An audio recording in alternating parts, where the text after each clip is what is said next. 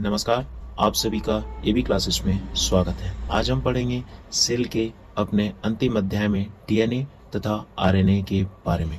DNA जिसका पूरा नाम डीऑक्सीराइबोन्यूक्लिक एसिड है, इसमें डीऑक्सीराइबो शर्करा पाया जाता है।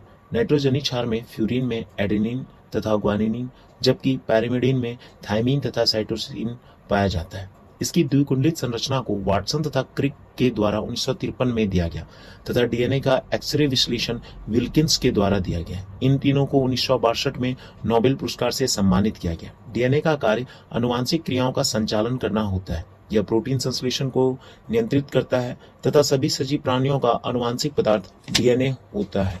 अब हम पढ़ेंगे आरएनए के बारे में। आरएनए का पूरा नाम राइबोस न्यूक्लिक एसिड होता है। यह भी एक न्यूक्लिक अम्ल है जिसमें राइबोस शर्करा पाई जाती है। नाइट्रोजनी क्षार में थायमीन के स्थान पर यूरिसिल पाया जाता है। आरएनए 3 प्रकार का होता है: mRNA, messenger RNA, tRNA, transfer RNA, rRNA, ribosomal RNA.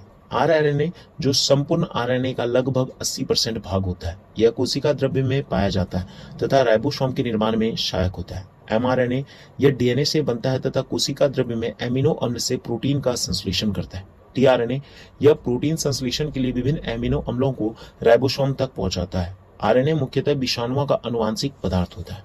अब हम पढ़ेंगे कुछ और भाग, जैसे डीएनए से डीएनए बनना रेप्लिकेशन, डुप्लीकेशन या मल्टीप्लिकेशन कहलाता है। डीएनए से आरएनए बनना ट्रांसक्रिप्शन कहलाता है। आरएनए से डीएनए बनना रिवर्स ट्रांसक्रिप्शन और एमआरएनए से प्रोटीन बनना ट्रांसलेशन कहलाता है। डीएनए और आरएनए के बीच में कुछ महत्वपूर्ण अंतर।